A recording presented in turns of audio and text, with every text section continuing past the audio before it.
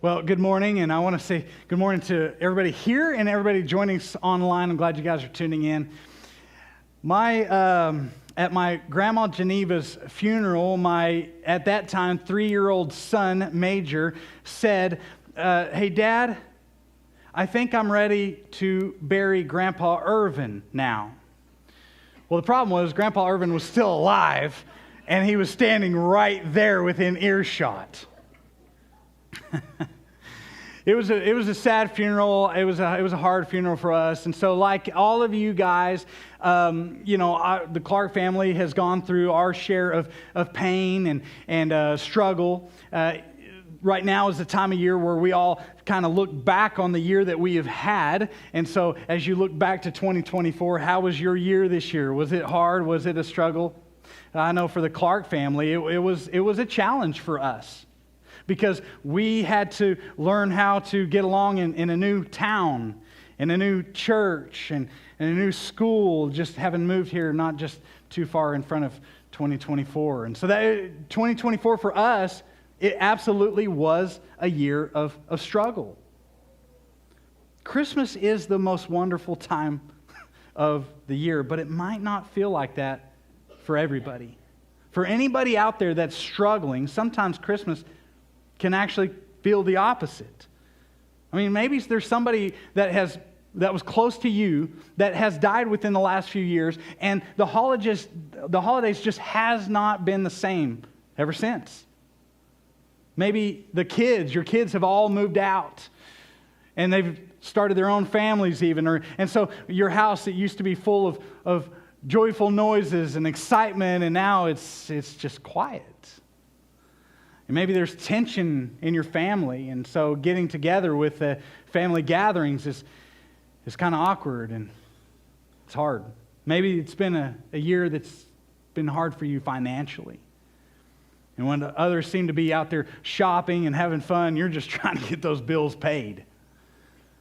Maybe it's you or somebody close to you has got a serious health issue. And it's hard to feel joy when you're carrying that weight.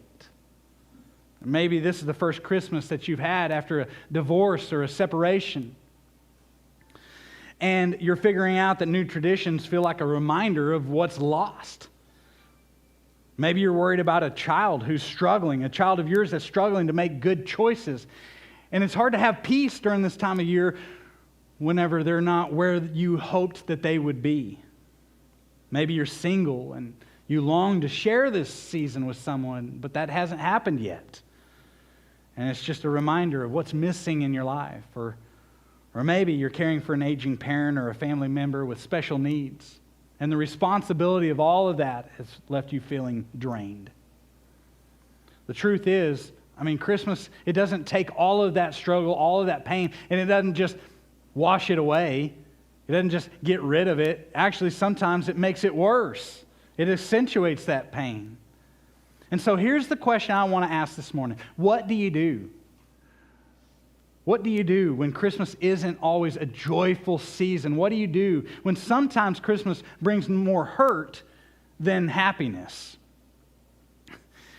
The great news is that the story of Christmas, it meets us right there in that pain. Because the story of Christmas was in the middle of all of that pain and struggle. The truth is, we are not the only ones to wear those shoes. You guys have heard the phrase, walk a mile in someone else's moccasins, right? Well, that phrase comes from a poem in 1895 by a woman that wrote a poem called Judge Softly. Has anybody out there ever read To Kill a Mockingbird, right? Well, Atticus Finch, the lawyer, he's talking to his daughter, and he tells her, he says, if you can learn a simple trick, Scout, you'll get along better with all kinds of folks. He said, you never really understand a person until you consider things from his point of view, until you climb inside of his skin and walk around in it. Well, in the Christmas story, the first people to wear those shoes of pain and struggle and hardship were Mary and Joseph. They were the first ones to put those shoes on. So in Luke chapter 1, if you got your Bibles, I want you to open up to Luke chapter 1 and look at it. In Luke chapter 1, verse 28. We'll pick it up there. It says this, "The angel went to her and said, 'Greetings, you who are highly favored. The Lord is with you.'" Mary was greatly troubled at his words and wondered what kind of greeting this might be. But the angel said to her, "Hey, don't be afraid. Mary, you found favor with God. You will conceive and give birth to a son, and you are to call him Jesus.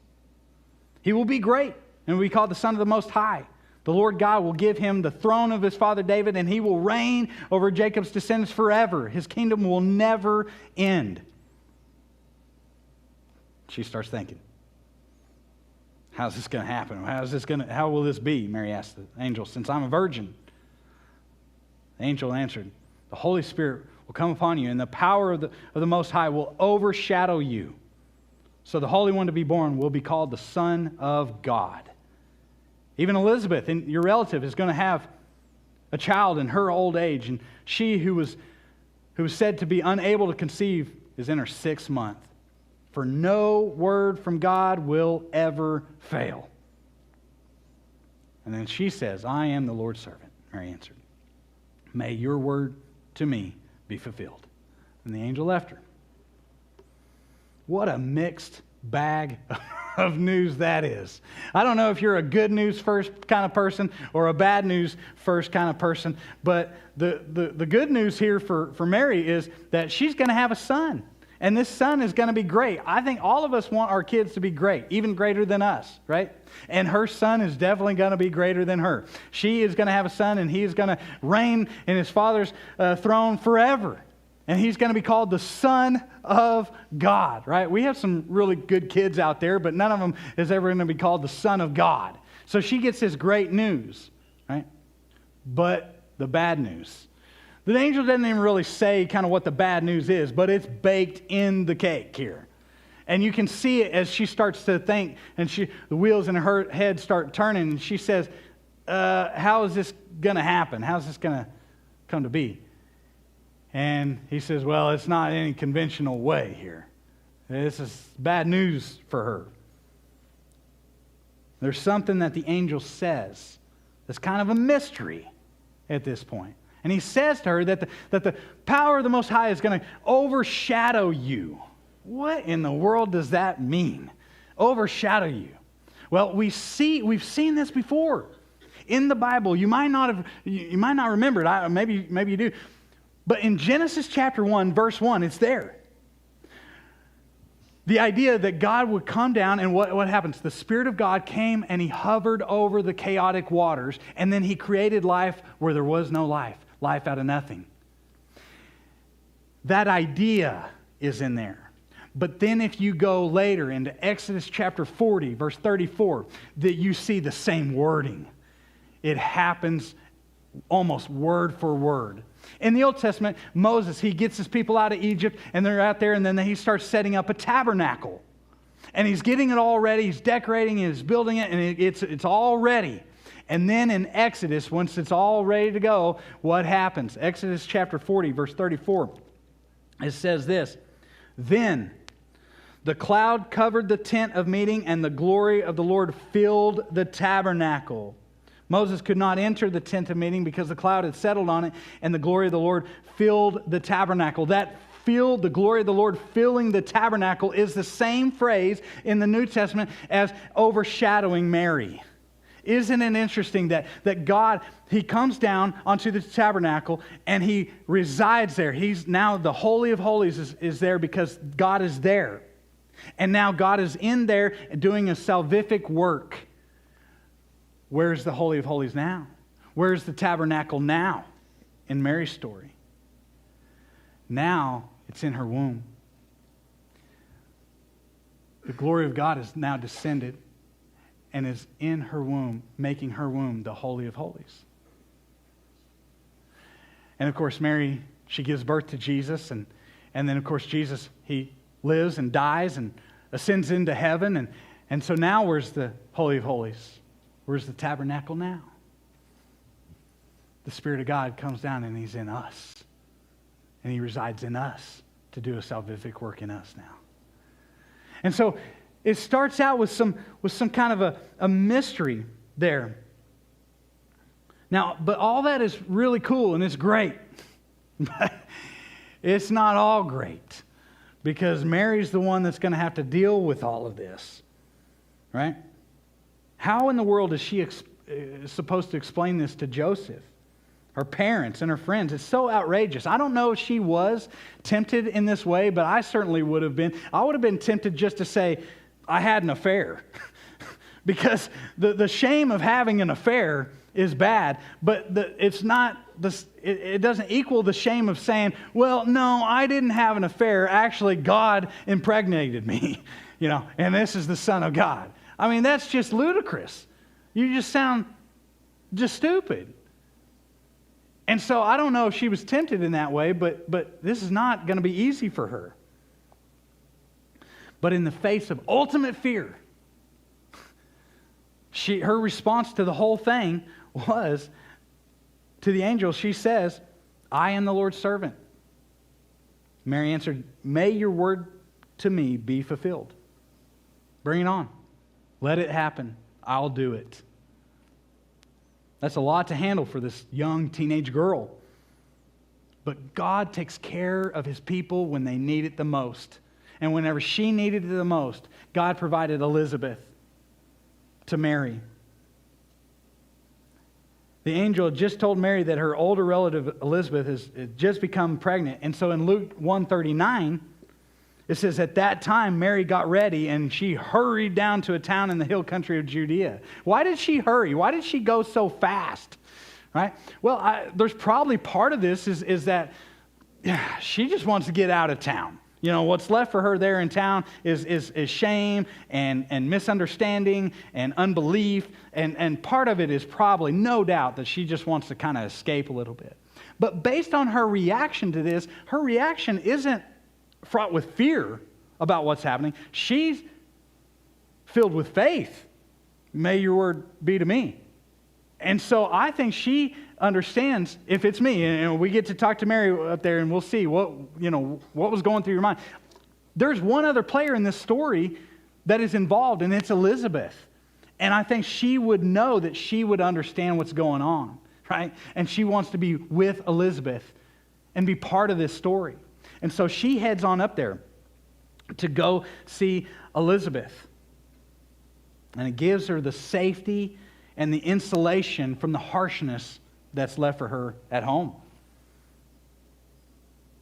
When we feel isolated or misunderstood, God often brings people into our lives to encourage and support us. I've sat down with many people who are dealing with immense pain in their lives, dealing with death, the breakdown of a relationship, or even financial hardship. And Christmas tends to heighten those anxieties. But don't you agree that we can go through almost anything, almost any challenge in our lives, if we just have somebody to go with it through us, or go through it with us? We can do almost anything if we have somebody with us. And God provided Elizabeth to Mary during her greatest need. And what do you need in those moments? I think sometimes you just need their presence, right? Just their presence is so helpful for somebody just to sit with you through that. And sometimes it's their words of encouragement, or even words of advice. I can't tell you how many times I've sat down with somebody who is struggling with something, and then they recall something that a friend told them that helped them through it or helped them shift their focus. It happened just a couple of weeks ago. There was somebody in my office, and they were talking about how they had just lost somebody earlier this year, and they were not looking forward to going through the holiday season this year. But then they told me, they said, quote, somebody close to me told me these words, and it shifted my whole focus. They said, isn't it great that as Christians, He wasn't just part of our past, but that He is also part of our future. And that every holiday we go through just means one more holiday closer to seeing Him for eternity. And they said it just totally shifted their focus. Sometimes, God gives you that person just to be with you, and sometimes it's their words at just the right time. God can bring people at just the right time to help us, because that's God's desire for you, is He wants to comfort you in your pain. And how does He do that? How does God comfort you? Number one, He comforts you by His Spirit. And you know what I'm talking about if you've ever been in the midst of swirling chaos in your life, but yet in the middle of it all, you can have peace to know that God's in control. And I'm not talking about denying the situation or covering over or acting like it doesn't exist. No, that's not what we're talking about. We're fully aware of what's going on, but yet we're still trusting that God's still in control. That's His Spirit giving you comfort. But the other way is His church. His church, right? That's where step one for you is to believe, but step two is right there, is to belong. That is so important. And what does belong mean? It means to be with and to do with. To be with means to be here, right? To be with the church, to commit to being here regularly, because whenever you are with each other, you develop the ties that bond. And people, we're better together because we've been wired that way. And do with means to do ministry together, to link arm in arm with someone else, and to do ministry, join a team here at the church, or serve in the community in some way. Because God has designed us that way. Every year we illustrate this with an object lesson on Christmas Eve, and we're going to do it again this year whenever we darken the lights, and at the end of the service we do our candlelight portion of the service. And it all starts with the light of just one candle. It's dark in the room. And somebody lights a candle, and then of course they share the light, and the light gets going. And then before the end of the song, the once dark room is now full of light. That is because we belong together. That is the power of that belonging. That's how God comforts us, through His Spirit and through His church. Now, after Mary comes back from Elizabeth, God had provided Elizabeth for Mary, but now she comes back, and now her struggle and her pain is not over, is it? It's just getting started, because now when she's coming into full term, what does she have to do?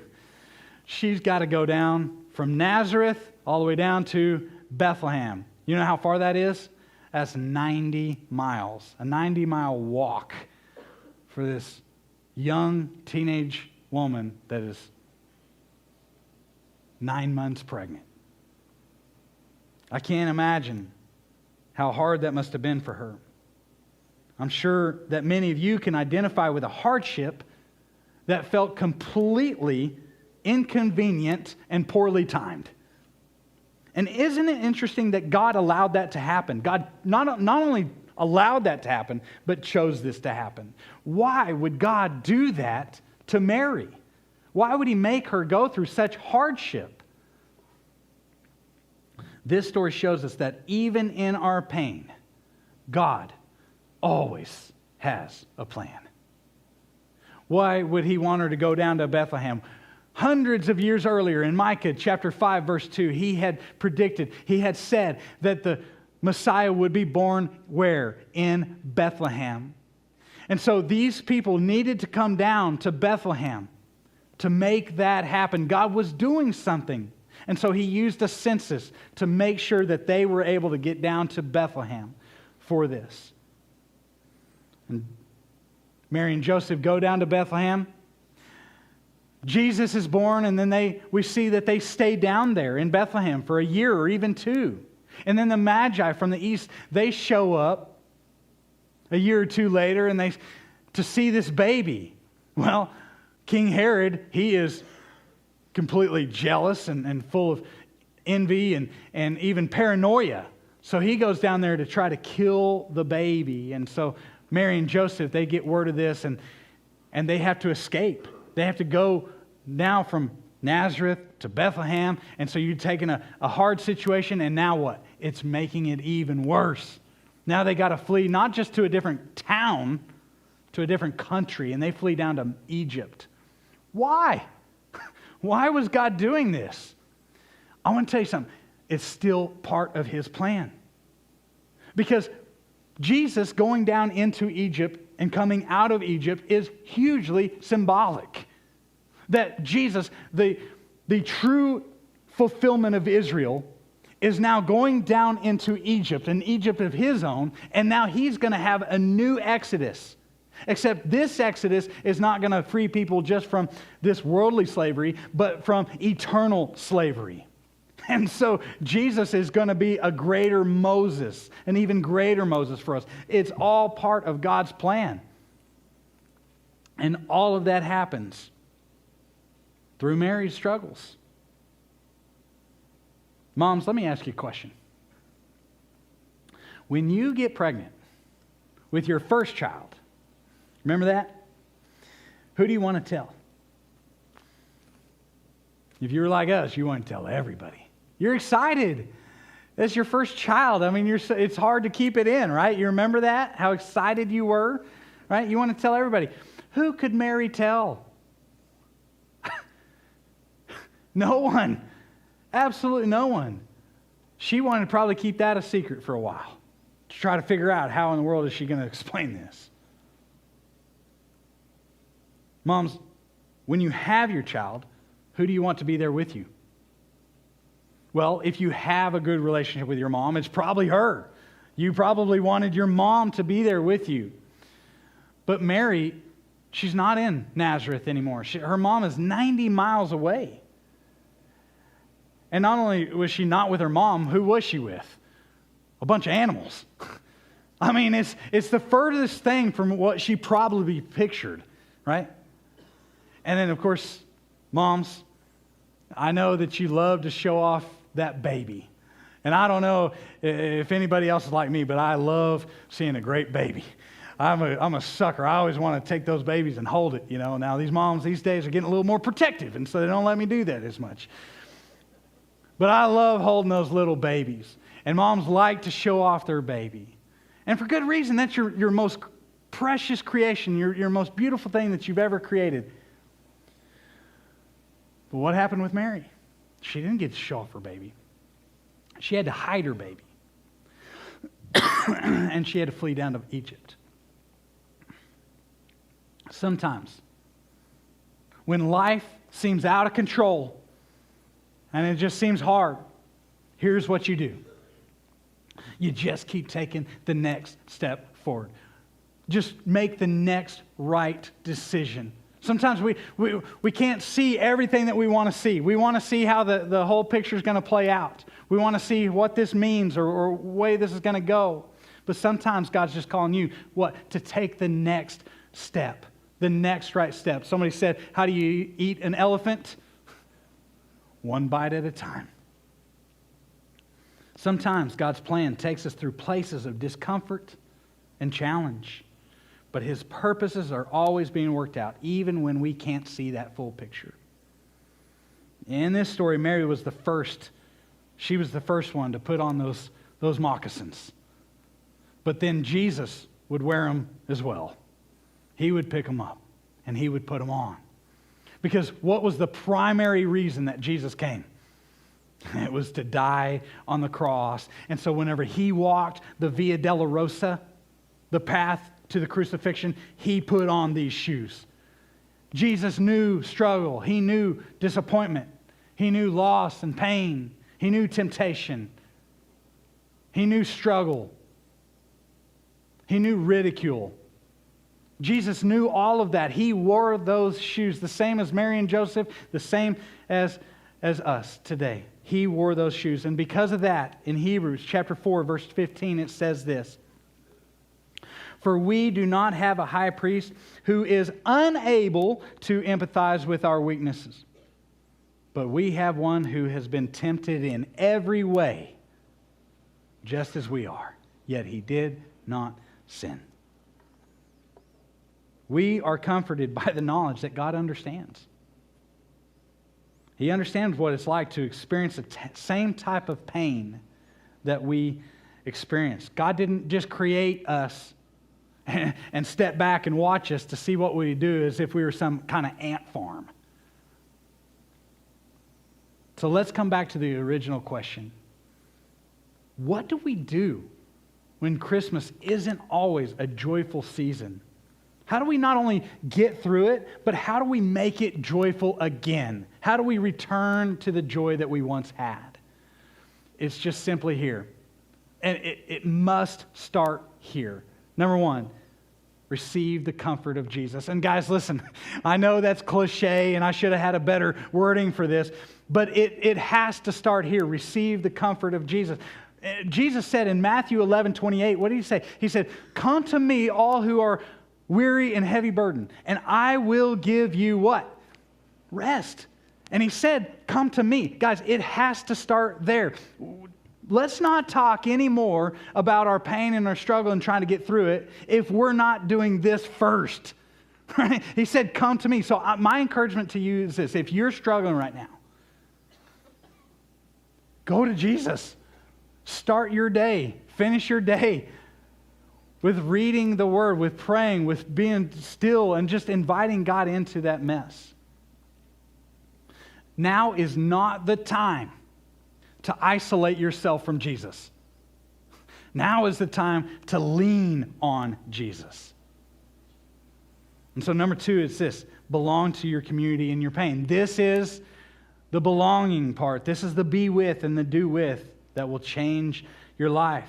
Because life is better in community, because that is how God has wired you. Those two things lead to the third thing. And it's this: shift your focus.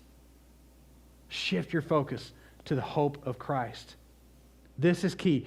Don't focus on the hurt. Now, you got to be some kind of weirdo, okay, that whenever they put that injection, that needle in your arm, to want to look at it, okay? No. You need to turn your head, right? Anybody else like that? You don't even want to look at it. Because when you look at that, it absolutely hurts way worse, doesn't it? We don't want to see that. And that's the same thing. When we focus on the pain, right, it's hard to get better. It's hard to start healing when all we're doing is focusing on the pain. And all we're doing is talking about it. We're dwelling about it. We're thinking about it. Sometimes. Now, hey, again, we're not talking about ignoring it or acting like it's not there, pretending like it's not part of our lives. It's not what we're talking about. We're saying shift your focus to what? Jesus. It's really hard to heal whenever you're focused on the pain, but it's really hard not to heal, to begin the healing process if all you're focused on is Jesus. Shift your focus to Jesus. And the last one is this: extend compassion to others. And I need to write that. I need to say this because not all of us are hurting right now, right? Remember, Elizabeth played a key role for Mary in that time. Maybe you are an Elizabeth to someone else. Maybe you can play a key role in somebody else's life right now. Maybe it's just as simple as being aware of somebody else's pain, being with them in their pain, and sometimes, just sometimes, maybe it's to offer a word of encouragement and actually speak. Because isn't that all we really need sometimes? Is for somebody to say that they care and that they're thinking of us. Can I tell you one last story and then wrap this up? One of my all-time favorite preachers told this story a long time ago, and I've never forgotten it. His name was Jeff Walling. And he told a story about he was in a rush and he accidentally locked himself out of the house. Well, his car keys and his house key, everything was in the house, and he was in a rush, and so he needed to get somewhere. There was no way into the house except one way. It was through a doggy door in the back garage door. Now, obviously, he was too big to fit through the doggy door, but his little 3-year-old son was not too big. And so he thought, maybe I can get him to go. The problem is that the garage was pitch black, all the lights were turned off, and this was going to be super scary for him to crawl through there and walk through that darkness. So he was in a hurry, so he gave him a little pep talk to give him the courage that he needed real quickly to get in there and go get those keys. And so he told his son, he said, hey, I need you to crawl through here and walk through the dark and go get those keys. You think you can do that? No way. I'm not going in there. No way, Dad. He said, son, I need you to do it. You got to be the hero here. You can do it. You can do it. Then he finally relented. And he crawls his little body through that doggy door, and he gets there, and he kind of says back to the dad, "Are you there?" Yeah, I'm here, son, I'm here. Okay. And he starts walking his little tiny feet, through the darkness, and he gets in there, and he gets farther in there, and he says, "Dad, I don't want to do this anymore. I don't." And his dad's like, No, listen. You're part of the way in there. It's going to be fine. And he says, "Just don't focus on the darkness. Focus on my words. Focus on me. I'm here. I'm guiding you. Just focus on me. You can do it." Okay, Dad. So he keeps walking through, and as soon as he gets all the way into the darkness, all the way into the pitch black, he yells out, "Hey, watch out! There's a burglar behind you!" Just kidding. He didn't do that. He was a good dad.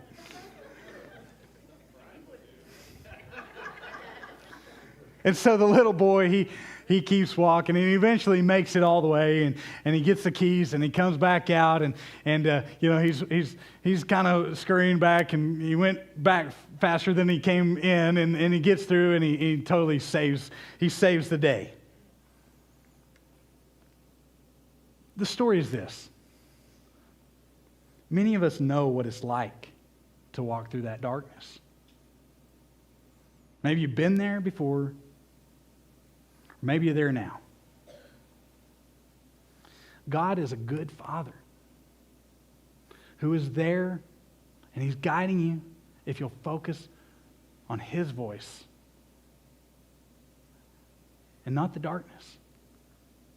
And He says to you even now, it will be okay. Just focus on Him. Let's pray. God, I know that Christmas is not always easy for everybody. I'm fully aware of that. But God, I pray that you would help us to focus on the whole reason for Christmas in the first place, that Jesus came to save us. God, I pray right now for anybody that is struggling right now, that you would help us to hear your voice and to focus on that. God, I pray that you would do a miracle in somebody's life, that you would work in our hearts to help us to trust you even when we don't understand it. God, I pray that you would do a mighty work in somebody's life today and this Christmas. We love you. I pray this in Jesus' name. And everybody said, guys, I'm going to be over here for the next couple songs, and if you need to make a decision, if you need to you want to pray, you want me to pray with you, then do that. I would love to meet you over there. Let's stand and let's sing.